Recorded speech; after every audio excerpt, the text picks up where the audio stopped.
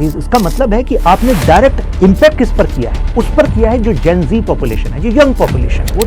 वो दो थे, टिकटॉक और वाइबर। इससे पहले एक बैकग्राउंड आपको बता दूं कि हुआ क्या है। सिम, थ्रेड, सिग्नल, इनमें से ऐसे 26 प्लेटफॉर्म थे जिन्होंने किसने कंप्लाई नहीं किया। इससे पहले एक बैकग्राउंड आपको बता दूं कि हुआ क्या है, सिंप्लीफाई कर दूं क्रोनोलॉजी, जरा समझिएगा। 25 अगस्त 2025 सुप्रीम कोर्ट में इनकी जो केंद्र सरकार है उसकी तरफ से एक डिस्कशन चल रहा था। सुप्रीम कोर्ट ने कहा कि यार ये जो फॉरेन प्लेटफॉर्म्स हैं ये कुछ मिसयूज तो नहीं कर रहे, इन प्लेटफॉर्म्स की अकाउंटेबिलिटी क्या है सरकार के साथ। तो नेपाल की काउंसिल ऑफ मिनिस्टर की तरफ से जवाब आया, जिसको हम एफिडेविट कहते हैं। उन्होंने कहा कि सर इन पे तो क्वेश्चन हम कर ही नहीं वाले हैं, हम नोटिफिकेशन निकालेंगे, हम इनसे कहेंगे कि नेपाल में अपनी एंटिटी को अलग से रजिस्टर करो।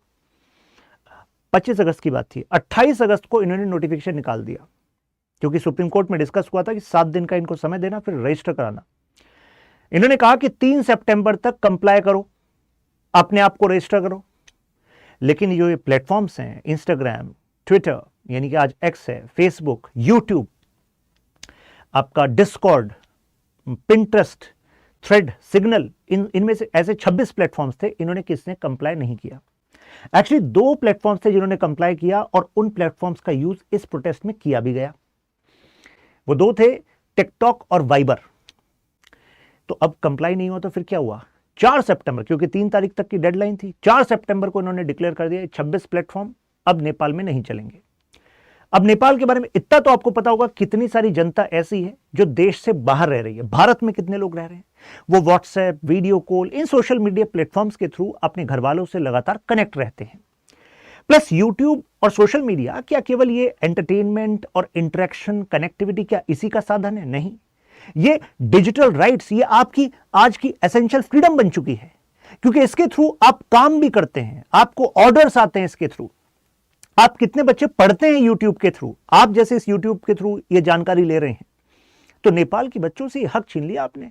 ऐसा कोई क्वालिटी एजुकेशन इंफ्रास्ट्रक्चर तो आपने बनाकर नहीं दिया, और ये जो हक आपने रैंडमली छीन लिया। प्लस ऐसे ही मतलब इसका मतलब है कि आपने डायरेक्ट इंपैक्ट किस पर किया है, उस पर किया है जो जेन जी पॉपुलेशन है, जो यंग पॉपुलेशन है। वो तो भाई उसका तो मतलब लाइफ का एक पार्ट आपने छीन लिया।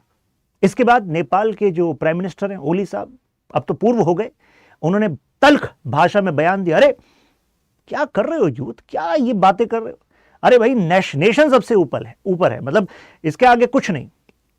फिर क्या था, फिर तो नेपाली यूथ, इसके पीछे एक और लिंक बताता हूं। एक शख्स हैं सुडान गुरुंग, जब ये 2015 में डिजास्टर हुए नेपाल में, तो उस टाइम ये एक्चुअली पिक्चर में आए। फिर उन्होंने वॉलंटियर्स को जोड़ा, करीब 200 वॉलंटियर जुड़े, फिर 1600 लोग इनके साथ जुड़े, और देखते देखते कहा जा रहा है 10,000 प्लस इन्होंने लोगों का एक समूह बना लिया है, जिसको हामे नेपाल कहते हैं, जिसका एक की रोल रहा है इन प्रोटेस्ट को ऑर्गेनाइज करने में, इसके तरीके को भी तय करने में इनिशियल फेज में। क्योंकि अभी तो मुझे लगता है कि इनके हाथ से भी प्रोटेस्ट निकल चुका है। हालांकि काफी सारे लोग इनको लीडर मान रहे हैं, लेकिन हर कोई इनको नेक्स्ट पॉलिटिकल लीडर माने ऐसा नहीं है। क्योंकि अभी प्राइम मिनिस्टर ने इस्तीफा दे दिया, प्राइम मिनिस्टर इस्तीफा किसको देता है? प्रेसिडेंट को। फिर प्रेसिडेंट नेक्स्ट कौन बनेगा कोalition में से प्राइम मिनिस्टर, उसको तय करता है। लेकिन यहां प्राइम मिनिस्टर साहब भी इस्तीफा देकर चले गए।